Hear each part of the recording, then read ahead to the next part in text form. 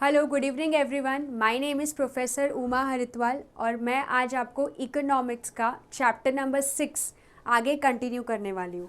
Okay, last lecture में हमने सीखा था टैरिफ क्या होता है एंड टैरिफ के टाइप्स क्या होते हैं। ठीक है, अब हम इसी टैरिफ के इफ़ेक्ट्स के बारे में पढ़ेंगे जो कि आपका टैरिफ का सेकेंड पार्ट है।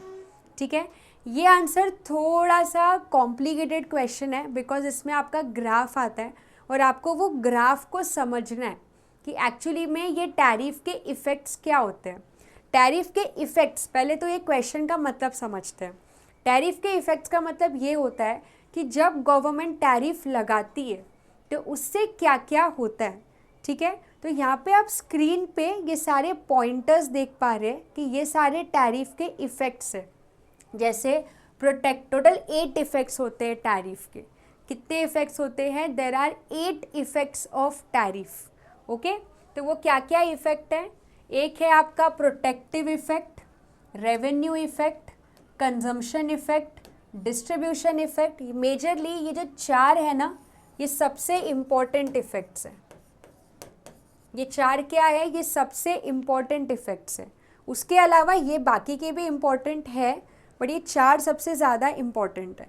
फिर अलग से क्या क्या है? Terms of trade effect, competitive effect, okay, income effect, balance of payment effect. Okay, तो ये सारे 8 इफेक्ट्स होते हैं टैरिफ के जो आज के लेक्चर में हम सीखने वाले हैं।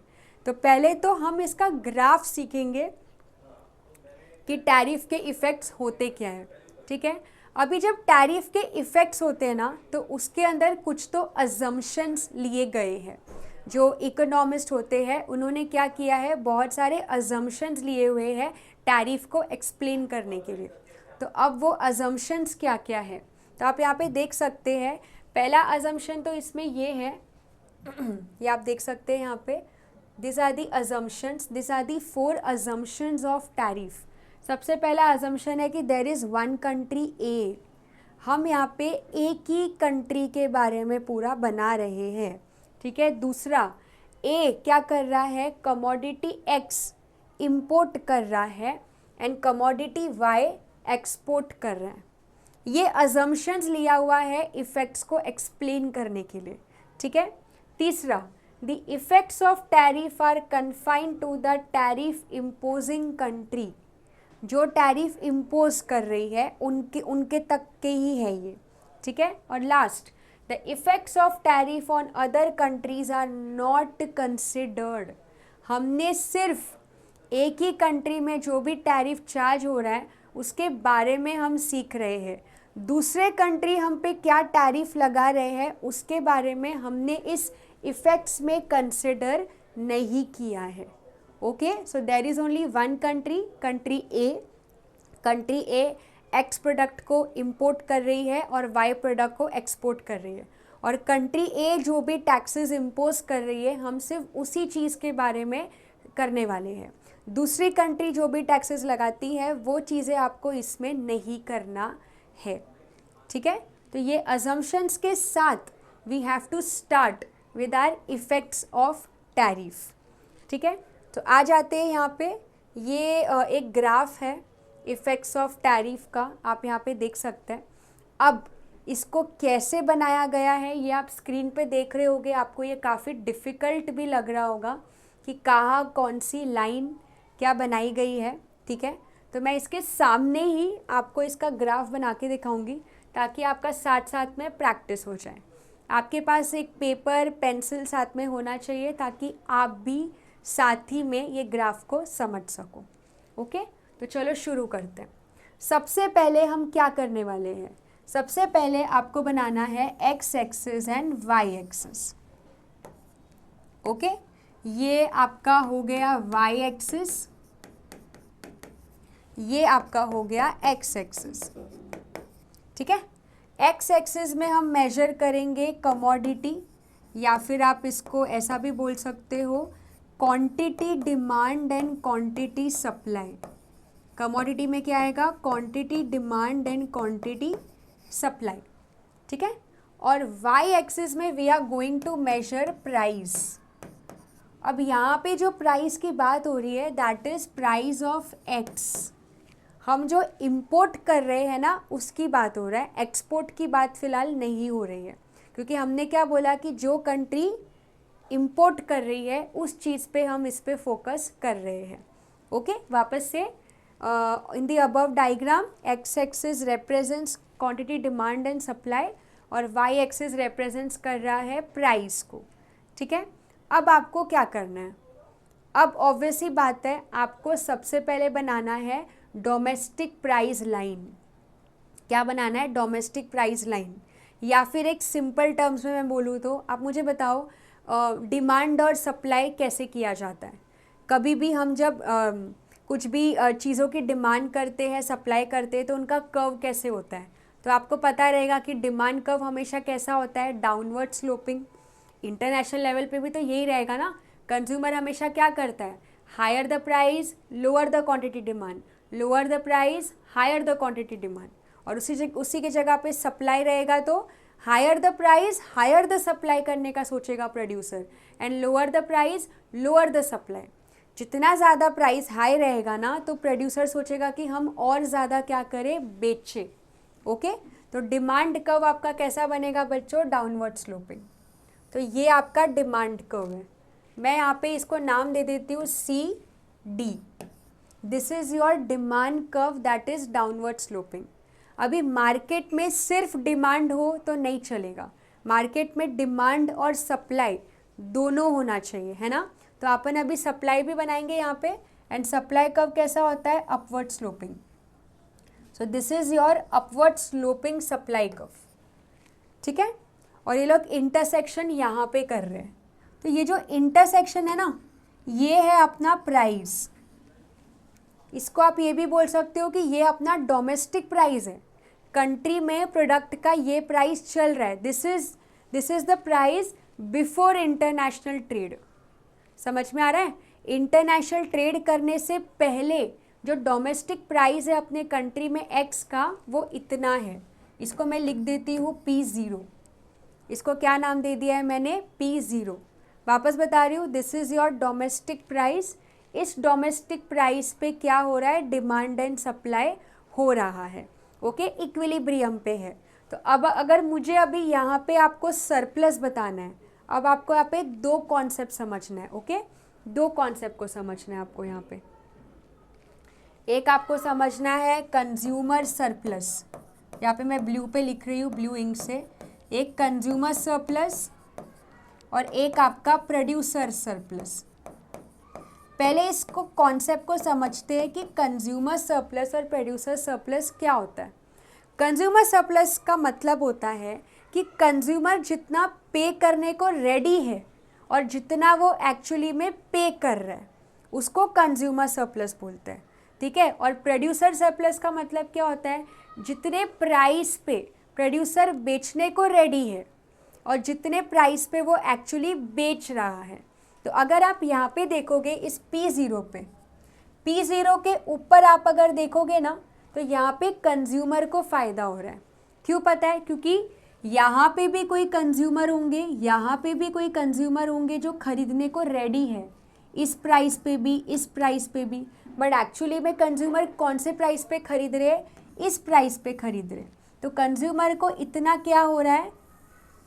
सरप्लस हो रहा है। ये अभी तक इंटरनेशनल ट्रेड चालू नहीं हुआ है, हाँ, ये डोमेस्टिक प्राइस की बात हो रही है। और प्रोड्यूसर सरप्लस किधर होगा? यहाँ पे। This is producer surplus. क्यों? क्योंकि प्रोड्यूसर इतने प्राइस पे बेचने को भी रेडी है, इतने प्राइस पे बेचने को भी रेडी है, बट एक्चुअली में वो लोग कितने प्राइस पे भर रहे हैं? इतने प्राइस पे। समझ में आ रहा है? तो ये जो नीचे वाला पार्ट है ये प्रोड्यूसर को फ़ायदा है, ये जो ऊपर वाला पार्ट है ये किनको फ़ायदा है? ये कंज्यूमर को फ़ायदा है। और इनके इंटरसेक्शन को मैं नाम दे देती हूँ E।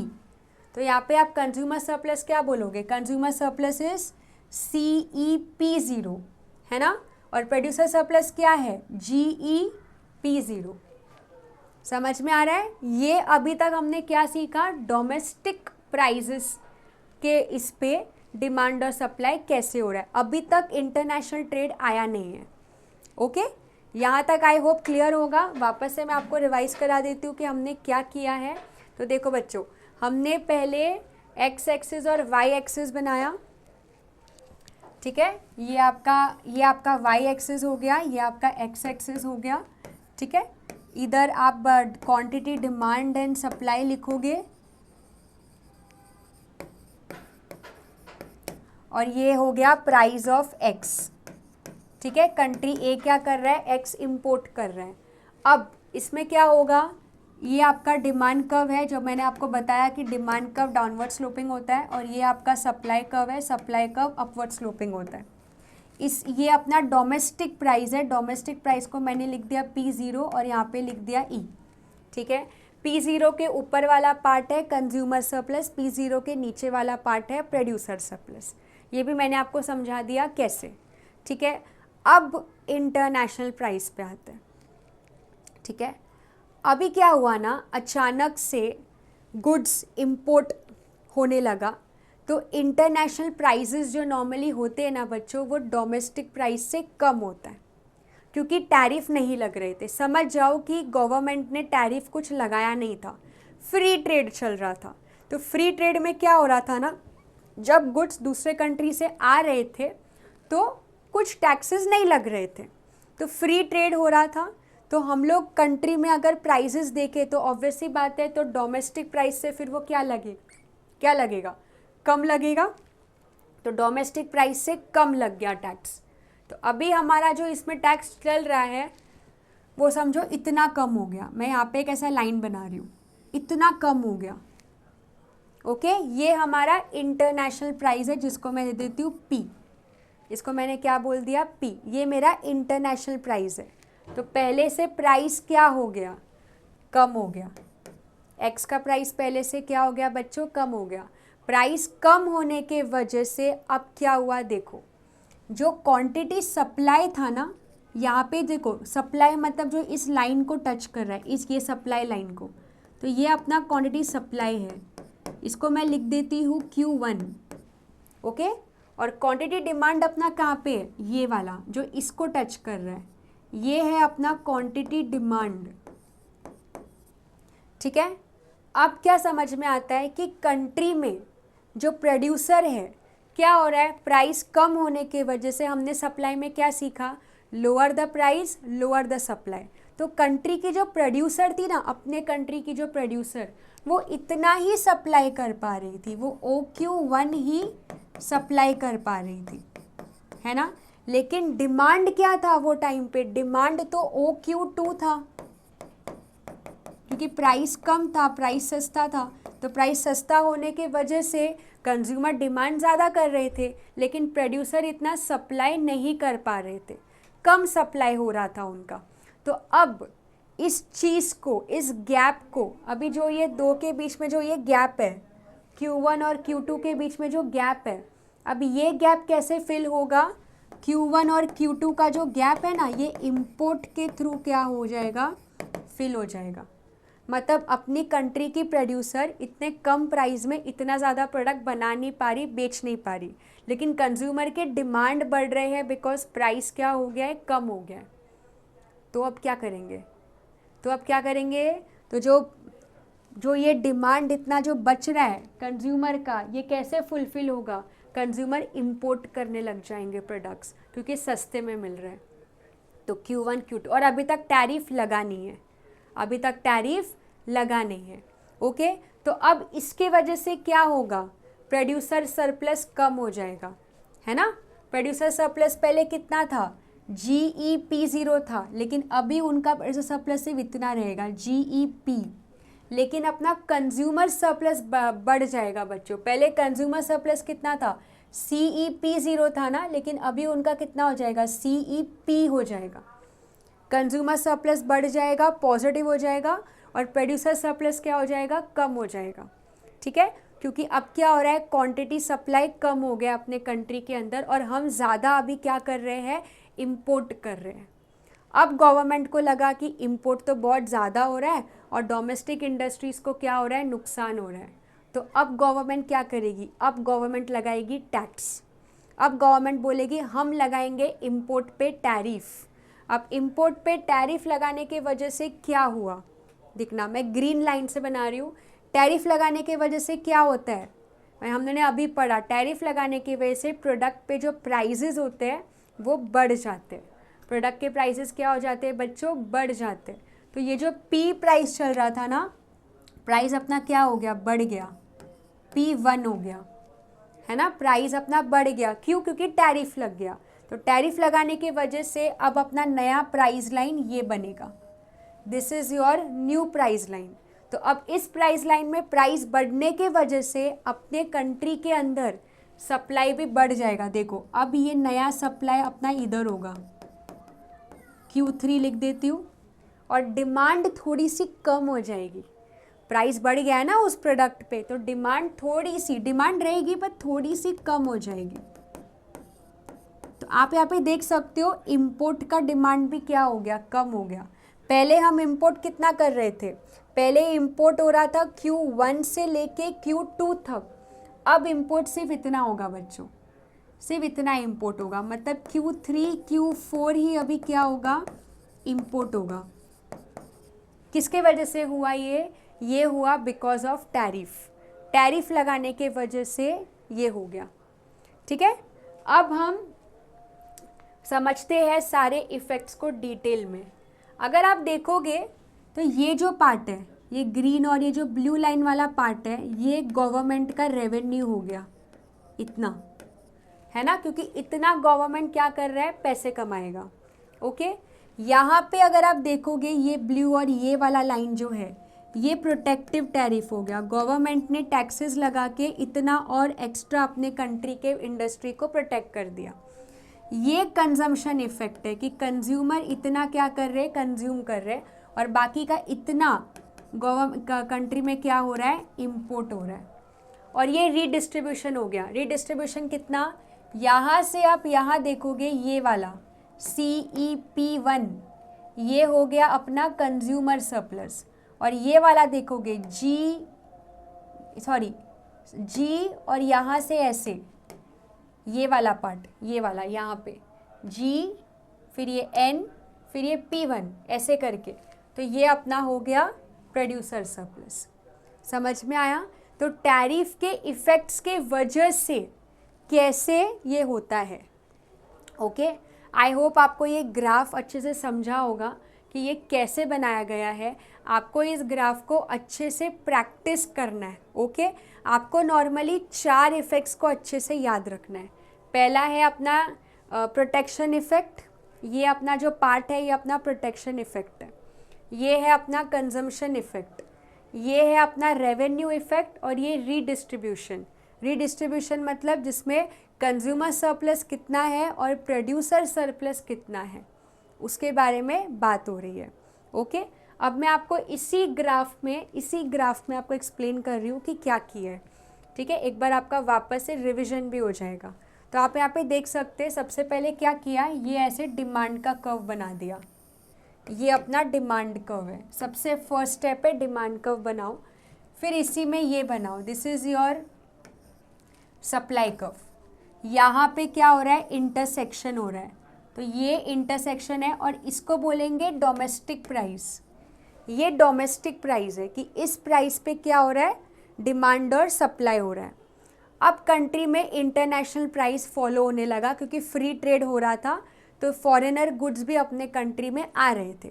तो और फ्री ट्रेड था तो प्राइस ऑब्वियसली बात है डोमेस्टिक प्राइस से क्या रहेगा, कम रहेगा। तो प्राइस बच्चों यहाँ पे क्या हो गया ना, कम हो गया। देखो P0 था, अब प्राइस हो गया P1। ये ब्लू पेन आप देख रहे हो, ये इंटरनेशनल प्राइस हो गया। तो अब अपना नया प्राइस लाइन बनेगा ऐसा, ये आपका नया प्राइस लाइन है। इस नए प्राइस लाइन पे अगर आप देखोगे तो अपने कंट्री में सप्लाई इतना ही हो रहा है, मतलब अपने कंट्री के जो प्रोड्यूसर है वो OQ ही सप्लाई कर रहे हैं, लेकिन डिमांड कितनी हो रही है, ये अपना डिमांड है। डिमांड कितना हो रहा है, OQ3। OQ3 हम लोग क्या कर रहे हैं, डिमांड कर रहे हैं। तो डिमांड ज़्यादा है सप्लाई से, तो डिमांड को फुलफ़िल कैसे करेंगे, इंपोर्ट करके, क्योंकि सप्लाई तो इतना ही कर रहे हैं, डिमांड अपना इतना हो रहा है, तो बीच का गैप कैसे फुलफ़िल होगा, जो Q से लेके Q3 तक का गैप है, ये कैसे फुलफ़िल होगा बच्चों, ये होगा इंपोर्ट के थ्रू। मतलब इतना कंट्री फिर क्या करेगी, इंपोर्ट करेगी। और अगर इतना इंपोर्ट कर रही है मतलब अपने डोमेस्टिक प्रोड्यूसर्स तो गए। अब गवर्नमेंट सोचेगी कि नहीं ये तो गलत हो रहा है। अब गवर्नमेंट क्या करेगी, प्रोटेक्ट करने के लिए टैरिफ लगाएगी।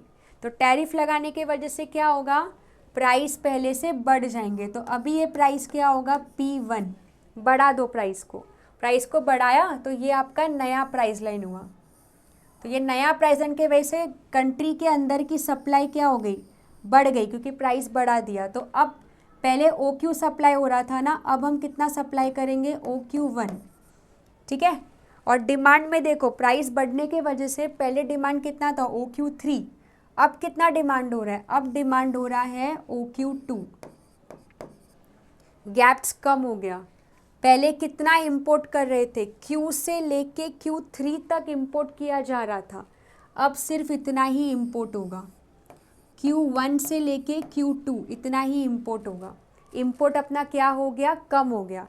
मतलब इतना जो एक्स्ट्रा सप्लाई हो रहा है ये किसके वजह से सप्लाई हो रहा है, पहले तो OQ ही सप्लाई हो रहा था, अब एक्स्ट्रा जो Q1 सप्लाई हो रहा है वो टैरिफ के वजह से सप्लाई हो रहा है। तो इसको हम लोग क्या बोलेंगे, प्रोटेक्शन इफेक्ट।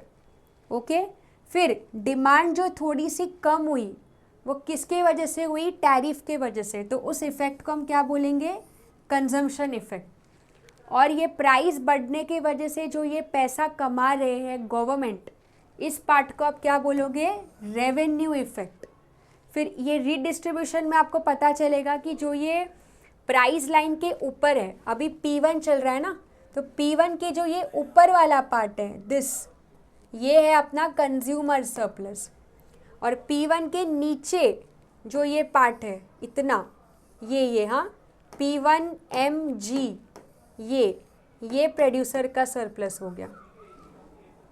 तो ये होता है इफ़ेक्ट्स ऑफ टैरिफ, है ना। नॉर्मली आपको ये 4 टैरिफ अच्छे से याद रखना है, इसका ग्राफ बस आपको अच्छे से प्रैक्टिस करना है, ठीक है। थोड़ा सा अब इसके थियोरी पे आ जाते हैं। तो यहाँ पे आप देख सकते हो ये थियोरी है, ये डायग्राम को एक्सप्लेन किया हुआ है यहाँ पे, जस्ट अ सेकेंड। तो ये डायग्राम को एक्सप्लेन किया हुआ है। Market demand and supply curve for commodity X in country A are given by CD and GS, ये इनका मार्केट कर्व है, डिमांड एंड सप्लाई कर्व हो गया। फिर इनका इक्विलिब्रियम प्राइस शो हुआ है, ये E देखो, ये इनका इक्विलिब्रियम प्राइस है। और अभी तक इंटरनेशनल ट्रेड आया नहीं है, ये डोमेस्टिक चल रहा है। अब जब डोमेस्टिक चल रहा है तो डोमेस्टिक में आप देख सकते हो कि कंज्यूमर सरप्लस क्या होगा, मैंने आपको बताया था ये CEP0 बराबर, ये कंज्यूमर सरप्लस हुआ। और प्रोड्यूसर सरप्लस क्या हुआ बच्चों, ये वाला GEP0। प्राइस लाइन के जो नीचे होता है ना वो प्रोड्यूसर सरप्लस होता है, प्राइस लाइन के जो ऊपर होता है ना वो कंज्यूमर सरप्लस होता है। तो प्राइस क्या चल रहा था, P0 चल रहा था, ठीक है। ओके, अब हम आते हैं नेक्स्ट। अब नेक्स्ट ये लोग क्या बोल रहे हैं कि जब इंपोर्ट करने लगी कंट्री, क्या करने लगी, गुड्स को इंपोर्ट करने लगी। तो इंपोर्ट करने के वजह से क्या हुआ, इंपोर्ट करने की वजह से जब फ्री ट्रेड था, टैरिफ नहीं लग रहा था, तो प्राइस P0 से हो गया P। आप यहाँ पे देख सकते हो P0 से क्या हो गया, P हो गया। तो प्राइस कम होने के वजह से जो कंट्री के प्रोड्यूसर्स थे वो लोग कम क्वांटिटी प्रोड्यूस करने लगे, क्योंकि उनके लिए प्रोडक्शन महंगा हो गया और कंज्यूमर की डिमांड बढ़ गई। तो डिमांड फिर फुलफिल कैसे हुआ, इंपोर्ट से, ठीक है। तो जब प्राइस P था तब कितना प्रोडक्शन हो रहा था, OQ, डिमांड कितना था, OQ3। तो जो ये बीच का जो ये गैप है ना, ये इंपोर्ट से फुलफिल हुआ, क्योंकि तभी टैरिफ नहीं लग रहा था। ओके बच्चों, यहाँ पे देखो लिखा हुआ भी है। फिर जब कंट्री टैक्स लगाई, टैरिफ लगाई, तो टैरिफ के रेट के वजह से प्राइस बढ़ गया। प्राइस बढ़ने के वजह से प्रोड्यूसर्स को फ़ायदा हुआ, कंज्यूमर की डिमांड थोड़ी सी कम हो गई, तो इंपोर्ट भी क्या हो गया, कम हो गया। तो ये था आपका इफ़ेक्ट्स ऑफ टैरिफ, ठीक है। ओके, और फिर नीचे आप यहाँ पे देख सकते हो ये सब थियोरी दी हुई है अबाउट प्रोटेक्टिव टैरिफ। फिर ये आपका हो गया कंजम्पशन इफेक्ट, ठीक है, ये हो गया रेवेन्यू इफेक्ट, और ये हो गया रीडिस्ट्रीब्यूशन इफेक्ट। ये क्या है ना, जो भी आपने उधर बनाया है ये आपको सिर्फ अच्छे से क्या करना है, एक्सप्लेन करना है, ठीक है। ये आपको प्रॉपरली एक्सप्लेन करना रहेगा। एक बार हम इसको रीड कर लेते हैं तो आपको समझ में आ जाएगा। जैसे पहला है प्रोटेक्टिव इफेक्ट। तो देखो, ये एक्चुअली में एक प्राइमरी ऑब्जेक्टिव होता है गवर्नमेंट का कि अपने कंट्री की डोमेस्टिक इंडस्ट्रीज़ को वो लोग क्या कर सके, प्रोटेक्ट कर सके। तो प्रोटेक्ट कैसे किया जाता है, टैरिफ लगा के। तो देखो, it is imposed to make the imported product. क्यों इम्पोज किया जाता है, ताकि हमारे लिए इम्पोर्टेड प्रोडक्ट क्या हो जाए, एक्सपेंसिव हो जाए, महंगा हो जाए, ठीक है, ताकि इम्पोर्टेड प्रोडक्ट्स की डिमांड क्या हो जाए, कम हो जाए। ऑब्वियसली ना, हमने वही किया कि जैसे ही प्राइस रेट्स बढ़ गए तो डिमांड क्या हो गया, इम्पोर्टेड प्रोडक्ट्स के कम हो गए। तो यही इसका पर्पस था, प्रोटेक्टिव इफेक्ट का यही पर्पस होता है, ठीक है, कि इम्पोर्टेड प्रोडक्ट्स पे अपनी डिमांड क्या हो जाए, कम हो जाए। दूसरा हमने क्या सीखा था, कंजम्पशन इफेक्ट। अब कंजम्पशन में भी यही था कि टैरिफ लगाने से पहले इम्पोर्टेड प्रोडक्ट्स की डिमांड बहुत हाई थी, बिकॉज प्राइस क्या था, सस्ता था। लेकिन जैसे ही टैरिफ लगाया उसके बाद प्राइस हाई हो गए। प्राइस हाई होने की वजह से उस प्रोडक्ट की डिमांड क्या हो गई, पहले से कम हो गई। इम्पोर्टेड प्रोडक्ट्स पर डिमांड क्या हो गई, कम हो गई। मतलब कंज्यूमर अभी कम कंजम्पशन कर रहा है, वो अपने कंजम्पशन इफेक्ट में सीखा। फिर नेक्स्ट हमने क्या सीखा, रेवेन्यू। गवर्नमेंट को जो उसमें रेवेन्यू हो रहा है ना, उतना पार्ट रेवेन्यू का इफेक्ट हो गया, ठीक है। फिर आता है रीडिस्ट्रीब्यूशन। रीडिस्ट्रीब्यूशन मतलब जिसमें हम ये देखते हैं कि कंज्यूमर सरप्लस में कितना बढ़ावा हुआ या प्रोड्यूसर सरप्लस में कितना बढ़ावा हुआ। तो ये आप देख सकते हो, टैरिफ से क्या होता है, इनकम रीडिस्ट्रीब्यूट होता है between producers and consumers, okay. Redistribution effect of tariff is in favour of producers. आप अगर अभी इस डायग्राम में देखोगे तो फ़ायदा अपने कंट्री के प्रोड्यूसर को हुआ। कैसे, जैसे ही टैक्सेस लगाया तो प्रोड्यूसर्स लोग पहले से ज़्यादा प्रोड्यूस करने लग गए और इम्पोर्ट कम हो गया, तो प्रोड्यूसर को ज़्यादा सरप्लस हो रहा है। पहले प्रोड्यूसर इतने प्राइस पे बेच रहे थे, ओपी प्राइस पे, अब वो लोग OP1 प्राइस पे बेच रहे, तो इतना एक्स्ट्रा पी से P1 वाला जो है ना, इतना एक्स्ट्रा उनको क्या हो गया, फ़ायदा हो गया।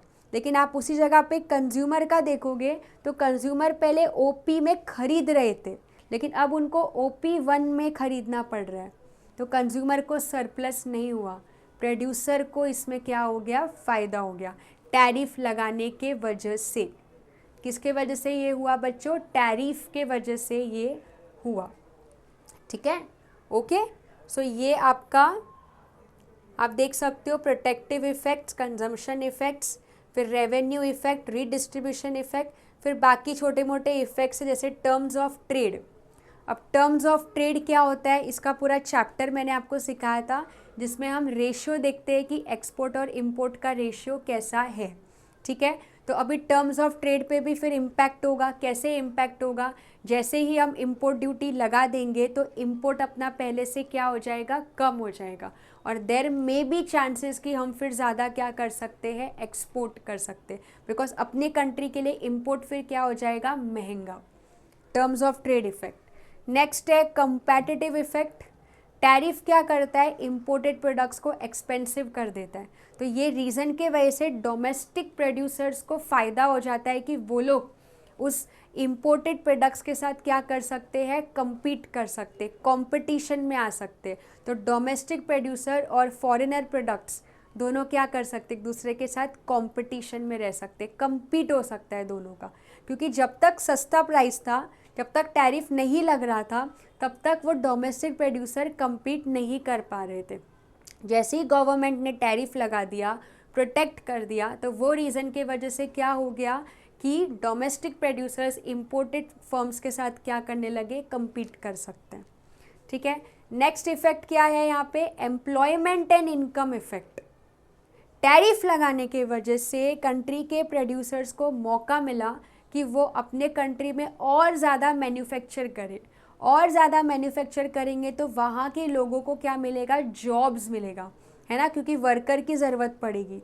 इसके अलावा उनकी इनकम भी क्या होगी, बढ़ेगी। कंट्री में लोगों को जॉब्स मिल रहा है, प्रोड्यूसर को प्रॉफिट हो रहा है, तो इनकम इफेक्ट पे भी क्या हो रहा है, फ़ायदा हो रहा है, फेवरेबल हो जाएगा इनकम इफेक्ट भी और एम्प्लॉयमेंट भी। अपना बैलेंस ऑफ पेमेंट भी अच्छा हो जाएगा। What is balance of payment? ये एक रिकॉर्ड होता है जहाँ पे हम रिकॉर्ड करते हैं कि कितना एक्सपोर्ट हुआ है और कितना इम्पोर्ट हुआ है। तो जैसे ही टैरिफ लगेगा तो इम्पोर्ट की डिमांड हो जाएगी कम, तो इम्पोर्ट अगर कम है तो अपन खर्चा कम कर रहे और पैसे अपने को ज़्यादा मिल रहे, तो अपना जो बैलेंस ऑफ पेमेंट का इफ़ेक्ट है ना वो भी पॉजिटिव हो जाएगा कि हम लोग इम्पोर्ट्स कम कर रहे। इम्पोर्ट्स कम करेंगे तो अपने कंट्री से पैसे कम जाएंगे और अपने कंट्री में पैसे आने के चांसेस क्या होंगे, ज़्यादा होंगे। ओके, तो ये होता है आपका इफ़ेक्ट्स ऑफ टैरिफ। सो यहाँ पे हमारा इस चैप्टर का एक पार्ट पूरा ख़त्म होता है। ठीक है, इस पार्ट को हम लोगों ने टैरिफ का पूरा पार्ट आज ख़त्म किया है। फर्स्ट हमने क्या सीखा, टाइप्स ऑफ टैरिफ, और दूसरा हमने क्या सीखा, effects of tariff. Okay, so I hope आपको ये पूरा लेक्चर समझा होगा। नेक्स्ट लेक्चर में हम स्टार्ट करेंगे विद नॉन टैरिफ बैरियर्स। ठीक है, थैंक यू सो मच।